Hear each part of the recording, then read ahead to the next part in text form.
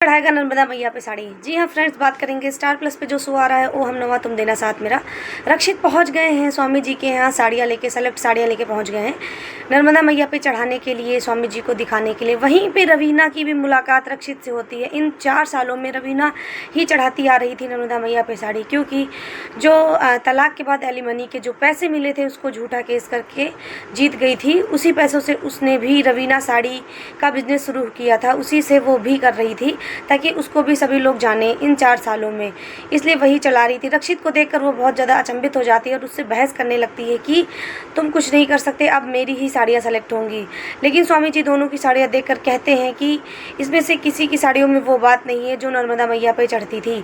ऐसी तो एक ही इंसान था, वो थे अरविंद जी, जिनकी साड़ियों में बहुत ज़्यादा प्रेम और मेहनत छुपी हुई होती थी, बहुत ज़्यादा प्यार छुपा रहता था नर्मदा मैया के लिए। ऐसा इंसान मुझे दोबारा नहीं दिखा, बट आप लोग उन्हीं के वंशज हैं, इसलिए आप लोग और भी मेहनत करिए। उधर दिखाया जाता है कि अप्पू के घर में सभी लोग अप्पू को जिम्मेदार मानते हैं कि तुमने अगर वो जवाब नहीं दिया होता स्विमिंग कॉस्ट्यूम को लेकर तो आंटी जी गुस्सा ना होती। आरू भी इन सब का जिम्मेदार अपनी बहन को मानती है और बोलती है अगर मेरी शादी रोहित से नहीं हुई तो मैं मर जाऊंगी। तो अप्पू कहती है प्लीज़ बहन ऐसा मत बोलो, और वह बहुत ज़्यादा दुखी हो जाती। तभी अप्पू की बुआ बोलती हैं कि आराध्या की माँ से कि यह सब तुम्हारी वजह से हुआ है। तुमने माना था कि आराध्या की जब भी शादी होगी तो तुम नर्मदा मैया की मन्नत पूरी करोगी, लेकिन तुमने अभी तक नहीं की, तो कल ही जाकर नर्मदा मैया की मन्नत पूरी करो।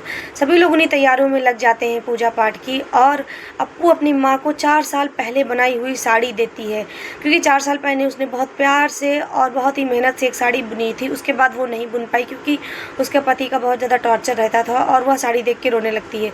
उसकी माँ बहुत खुश होता जाती है उस साड़ी को देखकर और कर देती है अप्पू को माफ़ और लगा लेती है गले। सभी लोग बहुत खुश हो जाते हैं और जाने के लिए तैयार हो जाते हैं। रक्षित के यहाँ उधर दिखाया जाता है कि रक्षित अपने घर पहुँच चुके हैं और अपनी माँ से डिस्कस कर रहे हैं कि इन 15 दिनों में मैं साड़ियाँ कैसे तैयार करूँगा। पापा तो 15 दिन में ही तैयार कर जाते हैं। तभी अरविंद जी पीछे से बोलते हैं कि ये साड़ी मेरी मेहनत से बनाई हुई है, ये कल ही तुम महेश्वरी में चढ़ाना नर्मदा मैया को, और उनसे मन्नत मांगना कि जब 15 दिनों में जो महोत्सव होगा, त्यौहार होगा, उसमें मैं साड़ी मेरी ही सेलेक्ट की जाए।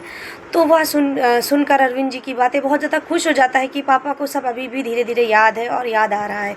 तो अरविंद जी रक्षित को अपने गले से लगा लेते हैं, उनकी माँ भी गले से लगा लेती है, बहुत खुश हो जाती हैं। उधर दिखाते हैं कि सभी लोग जो है महेश्वरी जाने के लिए तैयार हो जाते हैं नर्मदा मैया की मन्नत पूरी करने के लिए। अप्पू भी साड़ी लेकर डिग्गी में रखवाती है, बहुत भारी साड़ी होती है, और उधर रक्षित भी तैयार हो जाता है जाने के लिए। क्या दोनों महेश्वरी घाट पर दोबारा मिलेंगे और दोनों को हो जाएगा एक दूसरे से प्यार, क्योंकि उन दोनों का लगाव बढ़ता ही जा रहा है। और रक्षित को मिलेगी अपनी वहीं पे जो नर्मदा मैया पे चढ़ाएंगे साड़ी, त्यौहार के दिन वही साड़ी मिलेगी जो अप्पू ने बुनी थी। इन दोनों की मुलाकात आपको कल दिखाऊंगी। अपना मेरे वीडियो देखने के लिए मेरे चैनल को प्लीज़ सब्सक्राइब करिए।